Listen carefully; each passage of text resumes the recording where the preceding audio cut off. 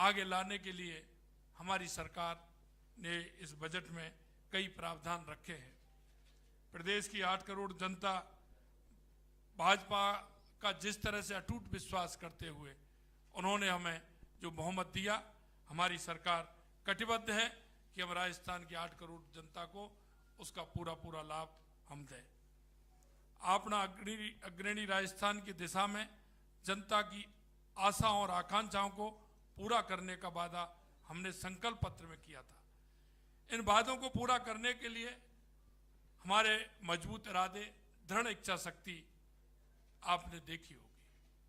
हमने कहा था कि हम 45% वादे हमने जो हमारे संकल्प पत्र में थे वो हमने पूरे किए। हम आपको विश्वास दिलाते हैं जिन वादों के साथ हम आए थे, हमारी इस बजट में आपने उनकी झलक देखी होगी। मैं आपसे इतना ही कहना चाहता हूं कि हमारी सरकार संकल्प पत्र के एक एक वादे को पूरा करेगी, क्योंकि सरकारें जो बजट देती हैं वो बजट वो देती हैं चुनाव आने का इंतजार करती हैं, अंतिम साल में देती हैं, या बजट चुनाव से पूर्व बजट में कुछ प्रावधान करती है। आपने देखा होगा हमारे इस बजट में हमने युवाओं के लिए जो हमने वायदा किया था, हमने कहा कि हम 4 लाख सरकारी नौकरियां देंगे। हमने बजट में पूरे में रखा है कि हम 4 लाख देंगे। पिछले उसमें हमने 70,000 के लिए कहा था कि हम आपसे कहना चाहते हैं इस बजट में 1 साल के लिए हम 1 लाख लोगों को सरकारी नौकरी देने का काम हमारी सरकार करेगी। यही नहीं, मैं आपसे कहना चाहता हूं कि हमारे यशस्वी प्रधानमंत्री नरेंद्र मोदी जी के विकसित भारत की संकल्पना को लेकर के विकसित राजस्थान की आधारशिला हमने आज इस बजट के माध्यम से रखी है। हम इस बजट में हमारे युवा, जैसा कि मैंने बताया, हमारे युवाओं की भागीदारी और भी बढ़े, इसके लिए आपने देखा होगा स्पोर्ट्स यूनिवर्सिटी का निर्माण भी हम करेंगे। इसके साथ साथ संभागों में स्पोर्ट के हम कॉलेज भी, हमारे महाविद्यालय हम उसमें खोलेंगे। इसके साथ साथ हमने कहा है कि हर जिले में जिस खेल के लिए हम काम करेंगे जिससे कि टैलेंट निकल करके आए, 2036 का जो हमारा ओलंपिक है उसके लिए हमारी सरकार काम करेगी, जिससे कि हमारे युवाओं को एक इस तरह का साधन मिल सके जो अपनी प्रतिभा जो हमारे गांव में बैठी है वो निखर के आते हुए आगे आ सकती है।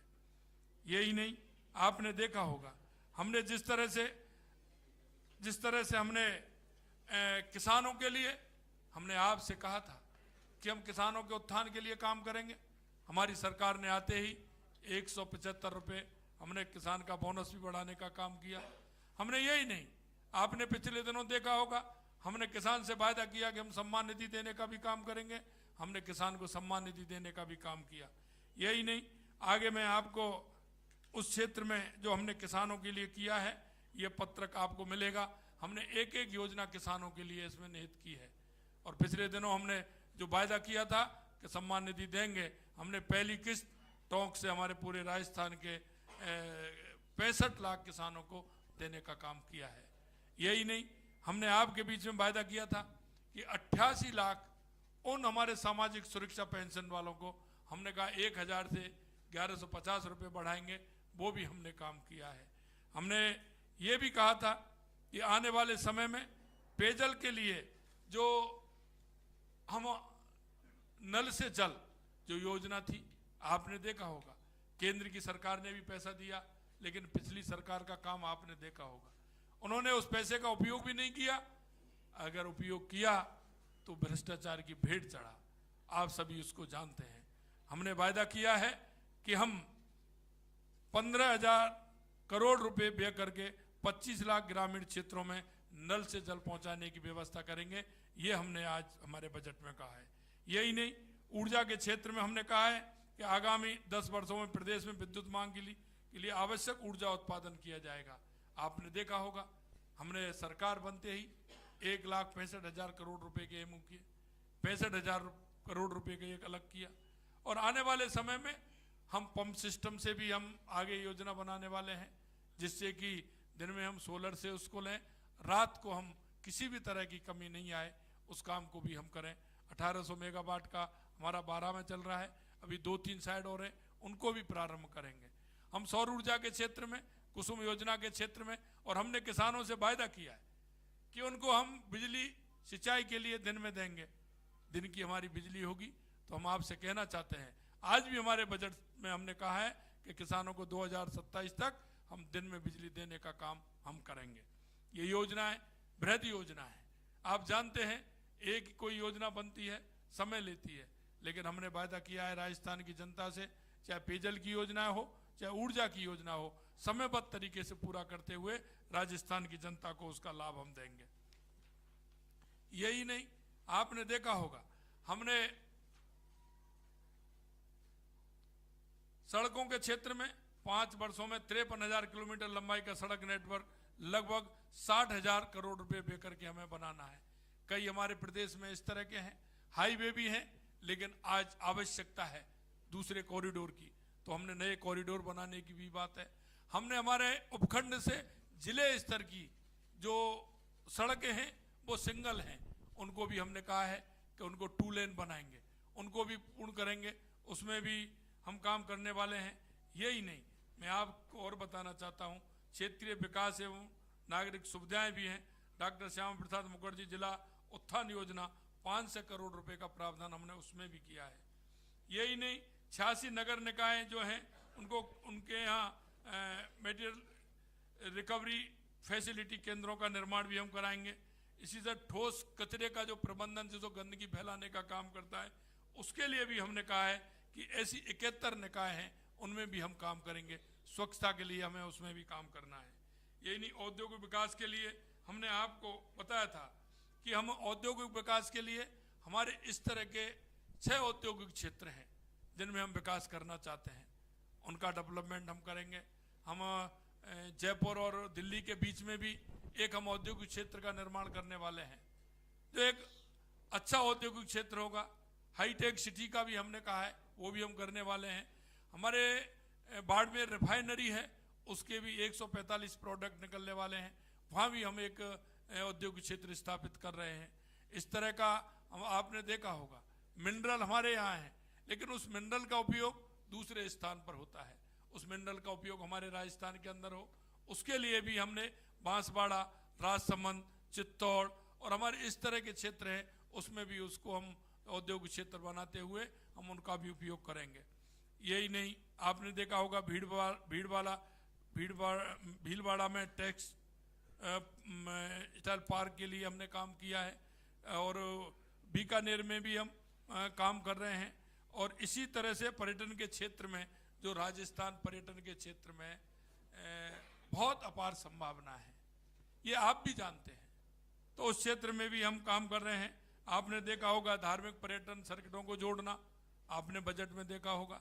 हमारे पुराने इस तरह के पर्यटक हैं, उनको जोड़ना, हमारे अभ्यारण्य हैं उनको जोड़ना, वहाँ सुविधा देना, और उनको हवाई कनेक्टिविटी से जोड़ना। और यही नहीं, हमने उस जिले में जो आपने देखा होगा जहाँ आवश्यकता है, वहाँ हेलीपोर्ट बनाने के भी हमने बात हमारे बजट में रखी है कि वहाँ हेलीपोर्ट भी बनाने का हम काम करेंगे। यही नहीं, आपने देखा होगा कि जिस तरह से वन और पर्यावरण के क्षेत्र में आपने देखा होगा, माननीय यशस्वी प्रधानमंत्री नरेंद्र मोदी जी के नेतृत्व में माँ के नाम एक पेड़ की योजना चली है। हमने 7 करोड़, इस साल 7 करोड़ वृक्ष लगाने का हमारी सरकार ने अभियान लिया है, और हमने विभिन्न क्षेत्रों में लिया है, सामाजिक संस्थानों में लिया है, गांव, चारागाह, हमारे इस तरह के सिवाई चक, रास्ते, रोड, जहां भी कहीं आवश्यकता होगी वहां हमारी सरकार निश्चित रूप से, आपने देखा होगा, अभियान के तहत काम करते हुए वन और पर्यावरण के क्षेत्र में काम करेगी। 2000 वन मित्र बनाने का भी हमने लक्ष्य लिया है। नरेगा के माध्यम से हर पंचायत में 5 लोग, हमारी एक कमेटी बनेगी, वो भी काम करेगी। उसके साथ साथ हमारे रिटायर जो ऐसे हैं, हमारे वैद्य हैं, अध्यापक हैं, डॉक्टर हैं, हमारे सैनिक हैं, उनको वन मित्र बनाते हुए उसमें किस तरह से हम पर्यावरण के क्षेत्र में काम कर सकते हैं, उसको भी हम करने वाले हैं। बाघ परियोजना के क्षेत्र में भी आपने देखा है, उसमें भी हमारी सरकार काम करने वाली है। युवा विकास एवं कल्याण के लिए 5 वर्षों में 4 लाख भर्तियां, जैसा कि मैंने आपको बताया, युवा नीति भी हम लेकर के आने वाले हैं। और स्पोर्ट के क्षेत्र में मैंने आपको बता दिया जिस तरह से हम आगे करने वाले हैं। हमने 20 संस्कृत महाविद्यालय हेतु भवन निर्माण के लिए भी हमारी, क्योंकि हमारी जो संस्कृत है ये हमारी पुरानी विधा है, ये हमारी संस्कृति की भाग है, ये हमारे संस्कृति की भाग है, हमारी पुरानी सबसे संस्कृत भाषा है हमारी, उसको हम प्रोत्साहन करने के लिए हम ये काम भी करने वाले हैं। चिकित्सा के क्षेत्र में आपने देखा होगा, हमने कहा हर व्यक्ति का एक अपना कोड हो, कोड के हिसाब से हम उसको किस तरह से कंप्यूटराइज करते हुए हम उसको कर सकते हैं। क्योंकि आप देखते हैं आए दिन कोई अगर जाता है हॉस्पिटल के अंदर, 10 दिन पहले रिपोर्ट होती है, रिपोर्ट कराने की आवश्यकता नहीं होती है, लेकिन फिर भी उसको जांच करानी पड़ती है। लेकिन हमने कहा कि हमारा एक कोड होगा, इंटरनेट पर उसका नंबर आएगा, कोड आएगा, और उसका पूरा जन्म से लेकर के आखिर तक क्या इसको पहले बीमारी रही है, एक उसमें डाटा पूरा उस व्यक्ति का मिलेगा, चाहे वो कोई भी व्यक्ति हो, उसका एक डाटा हो, राजस्थान के हर व्यक्ति का डाटा हो उसमें, जिससे कि उसकी पूरी जानकारी मिल जाए कि इस व्यक्ति को क्या पहले बीमारी थी, अब उसको क्या परेशानी है, और डॉक्टर उसको खोलते ही हर जगह उसकी सुविधा हो, हर हेल्थ सेंटर से लेकर के नीचे हमारे प्राथमिक स्वास्थ्य केंद्र तक उसका लाभ ले सकें। इस तरह के उनको लेने के लिए हमने ये भी करना है कि हमारी जो आवश्यकता होगी तो उनकी भर्ती भी हम करेंगे। आपने बजट घोषणा में देखा होगा, हमने चिकित्सकों की भर्ती के लिए और कंपाउंडरों की भर्ती के लिए, नर्सिंग कर्मचारियों की भर्ती के लिए, लेबोरेटरीज के उनके भर्ती के लिए वो भी हमने बात रखी है कि हम, क्योंकि जब तक व्यक्ति के किसी भी क्षेत्र में हो, जब तक उसके हाथ पैर नहीं होते हैं काम नहीं होता है। हमने कहा ये हर क्षेत्र में जो हमारी विज्ञप्ति निकलती है वो तो निकलती है, जो हमारी वैकेंसी होती हैं रिटायरमेंट के बाद होती हैं, लेकिन हमने कहा है कि आने वाले समय में कोई भी श्रेणी ऐसी नहीं हो जिसमें आवश्यकता हो, उन भर्तियों को भी हम करेंगे। चिकित्सा के क्षेत्र में हमने कहा है हमारी जहां आवश्यकता है हम पीएससी से सीएससी भी कर रहे हैं, अपग्रेड भी कर रहे हैं। और मैंने आपने देखा होगा जयपुर के अंदर भी हम ये करना चाहते हैं कि आपने देखा होगा हमारे एसएमएस पे जिस तरह का प्रेशर है, हमने आरयूएचएस में कहा है कि उसको भी हम आगे करते हुए हमारा प्रेशर उसमें कम हो, ये भी हम करेंगे। इस तरह के किसी भी क्षेत्र में अगर हमें परेशानी हमारे संभाग स्तर पर आएगी तो उसके लिए भी हम करने वाले हैं। सुशासन हमारी प्राथमिकता है, सुशासन हमारी प्राथमिकता है, लॉ एंड ऑर्डर ठीक प्रकार से रहे, इसके लिए भी हमारी सरकार काम करेगी। हमने सिंचाई के क्षेत्र में भी आपको मैंने बताया, ईआरसीपी हो, यमुना समझौता हो, चाहे हमारे माही की योजना हो, चाहे हमारे ब्राह्मणी की योजना हो, बहुत बड़ी योजना हमारे राजस्थान के अंदर आने वाली हैं। हमारे जो इंदिरा गांधी नहर आती है उसकी सिंचाई की व्यवस्था जो पोंग डैम से होकर के आती है, पंजाब के अंदर जो हमारी कच्ची नहर है हमने हमारे इस बजट में उसको भी पक्की कराने का हमने फैसला किया है। और केंद्र सरकार से जो पैसा मिलेगा राज्य सरकार भी हमारी उसमें करते हुए लगभग 1400 करोड़ रुपए का प्रावधान उसमें है, उसे क्योंकि बार बार वो टूटती है उसे भी पक्का कराने का काम हमारी सरकार ने किया है।